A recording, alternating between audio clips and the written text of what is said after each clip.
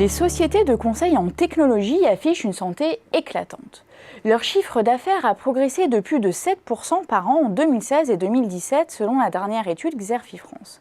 Et les premières données disponibles pour 2018 laissent augurer un nouvel exercice favorable. Rien ne semble ainsi pouvoir enrayer la dynamique de ce secteur, tant les moteurs seront solides au-delà des seuls ressorts conjoncturels. Citons les ruptures technologiques et la révolution digitale qui accroissent les besoins d'accompagnement en R&D des entreprises. Citons aussi les impératifs de réduction des délais de mise sur le marché du fait d'une accélération généralisée de la concurrence. Citons enfin la propension des grands groupes à flexibiliser leur structure de coûts et à se recentrer sur leur cœur de métier. De fait, dans tous les secteurs, tertiaires ou industriels, et en particulier la construction automobile et aéronautique, une part croissante de la conception est confiée à ces prestataires. Le hic, c'est que ces services se banalisent à vitesse grand V. Les donneurs d'ordre mettent en effet en concurrence les prestataires et leur demandent de réduire toujours davantage leurs prix. Ils rationalisent également leurs achats et n'hésitent plus à recourir à des plateformes de services à la demande comme Keycloaks. Les acteurs historiques doivent donc batailler ferme. Ces acteurs, ce sont les champions mondiaux comme Altran, Alten ou AK Technologies, mais aussi les experts en solutions numériques comme Capgemini ou Accenture. Face à eux, les groupes de l'intérim tentent de percer à l'instar de Randstad.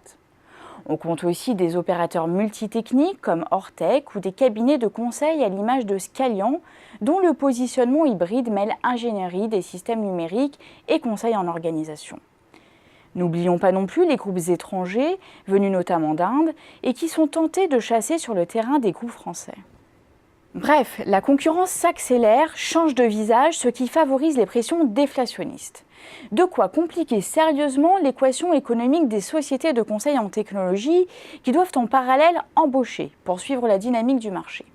L'étude Xerfi France a ainsi décrypté plusieurs leviers à la disposition des acteurs pour recréer efficacement de la valeur. Les majors optent massivement pour l'offshoring afin de gagner en compétitivité prix et maintenir leurs marges.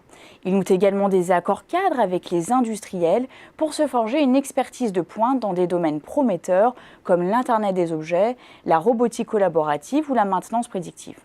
Des partenariats stratégiques qui leur permettent aussi de recréer des barrières à l'entrée et de rendre les clients plus captifs. La formation des RH est également au cœur de la stratégie des sociétés de conseil en technologie, tout comme la construction de solutions complètes et intégrées sur l'ensemble du cycle de R&D. Autre levier activé par les leaders, l'international, afin de tirer parti de certains marchés clés et s'affirmer comme référent indiscutable auprès des plus grands groupes mondiaux. Une voie qui les oblige toutefois à changer d'échelle et donc à procéder à des acquisitions de grande envergure.